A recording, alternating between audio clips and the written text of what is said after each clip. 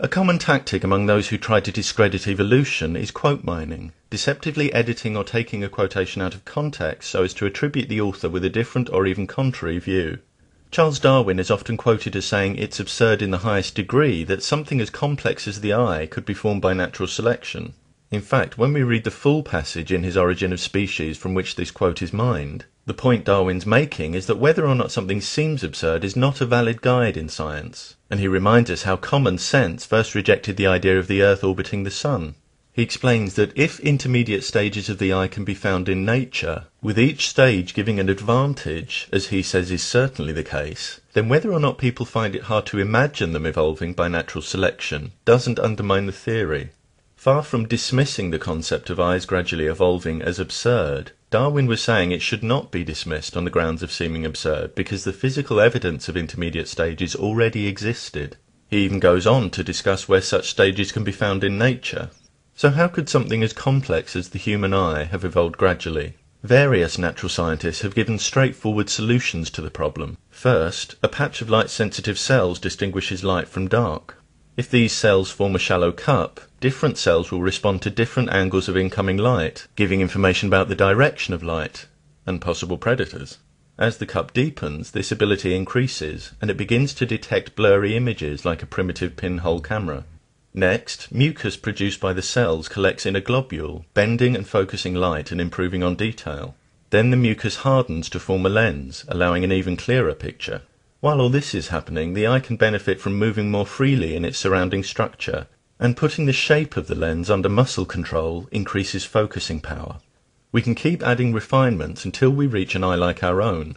This shows how an eye can evolve without everything having to happen at once, with each step building the advantage to the animal. And there are examples in nature of eyes that closely match intermediate stages like these. Simple animals with a light-sensitive patch, flatworms with eyes like the shallow cup, the nautilus with its pinhole camera eye, the octopus eye with its lens. Many kinds of eye have evolved, which isn't surprising given that light provides so much useful information, and nature provides abundant evidence that they're not too complex to have evolved gradually.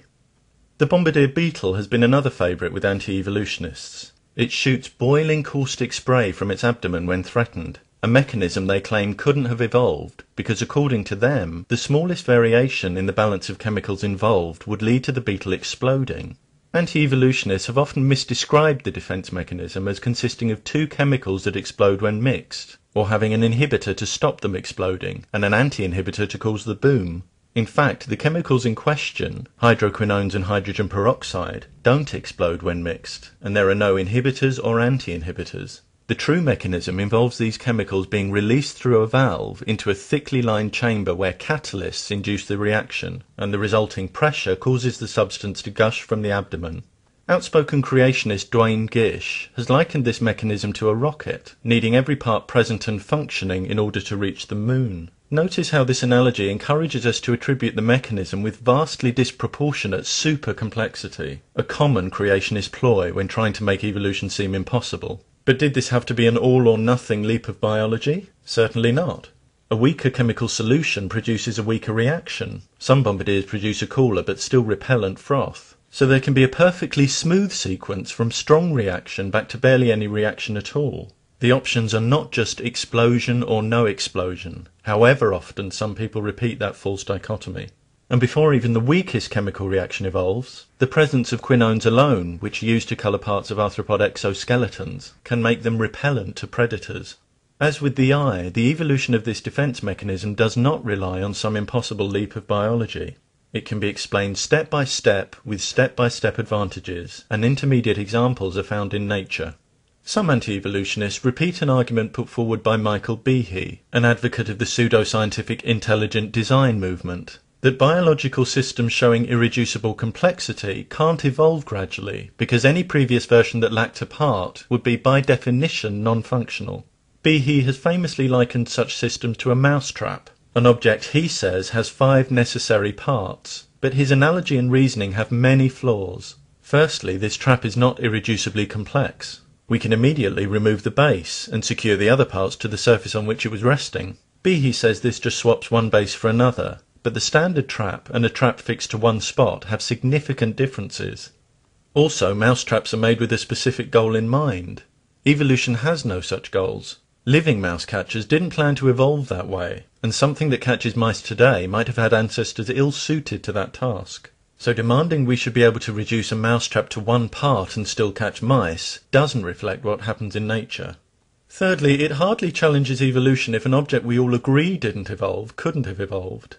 Guitars don't mate and give birth. Does that mean sexual reproduction and pregnancy must be fantasy? Watches don't grow from a few dividing cells. Does that mean you didn't? Of course not. Living organisms have ways of changing form that simply aren't available to non-living metal and bits of wood. While it may be valid to infer design for things we already agree aren't formed by natural processes, it's simply not valid to apply the same reasoning to living things, which we know can develop in literally millions of ways. However, if a non-living analogy is required, let's take this dry stone arch. Remove any part and it collapses. This object does have irreducible complexity. But we can still reduce it part by following its construction in reverse. The stage before this wasn't 4 stones defying gravity, but 5 stones plus a support structure, in this case a curved piece of wood. And look what happens now. We can take the arch apart piece by piece until only the support is left, forming an arch by itself. We've solved the problem of how to reduce this irreducibly complex object in stages by first adding a part before taking away. And this illustrates a fourth point. Precursors to irreducibly complex systems don't have to lack parts. They may, for example, have extra parts that get discarded. Evolution doesn't always add. It often subtracts, streamlining a structure or function, which benefits the organism by getting rid of redundant and physically costly components.